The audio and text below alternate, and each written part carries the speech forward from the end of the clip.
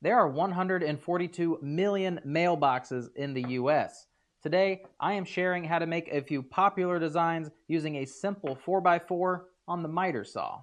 First off, they need to be bigger than these. Standard mailboxes are between 41 to 45 inches from the ground to the bottom of the mailbox. Since mailboxes are available in 3 classifications, if you Google the sizing, you will become overwhelmed with dimension photos all telling you different lengths.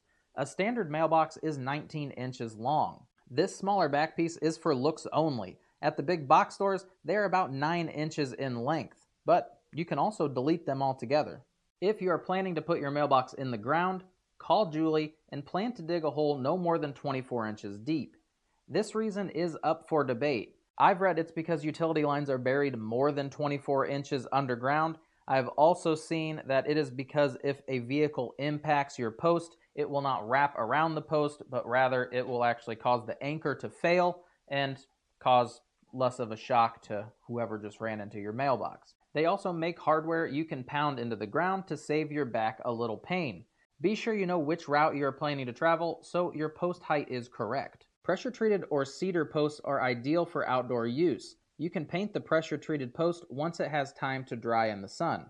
This depends on how wet the lumber was when you purchased it.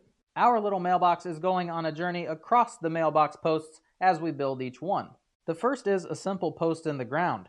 Cut your post to length, anchor it into the ground, and mounting hardware exists so that you can mount your mailbox right to the top. No fancy bells or whistles required. Next is a horizontal piece attached to your post by cutting a dado. I cut my board down to size last, so my hand toes are farther from the blade.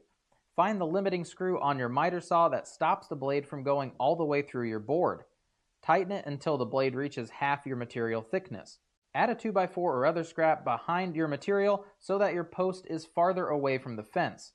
Since your blade is a circle, it will not cut all the way through your post unless that material is farther away. Cut your dado to be the same width as your post.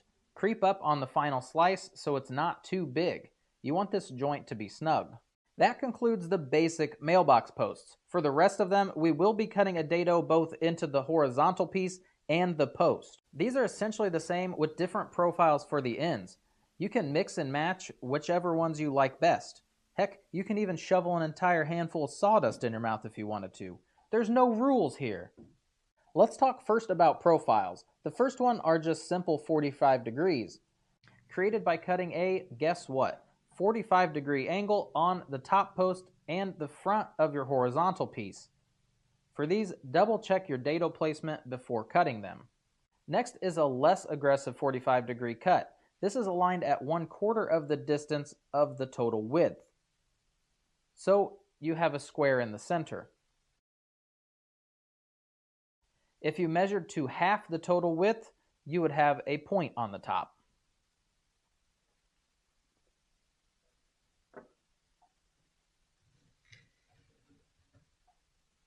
You can delete the back horizontal piece altogether by just moving that dado to the end of your board, which is actually going to be a half lap joint.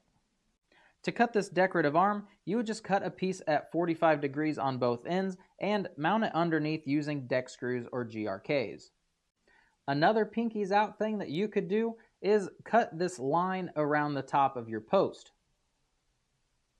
This is done by setting your saw blade to go only 1/4 of an inch into the board and make a pass once or twice around the vertical post. My mailbox post is going into the post planter box where I transformed that 4x4 into the mailbox post that only takes one.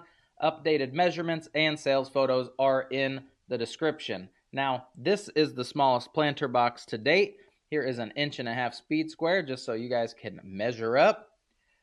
Look how adorable it is. It's signed, sealed, delivered. It's yours. Ooh.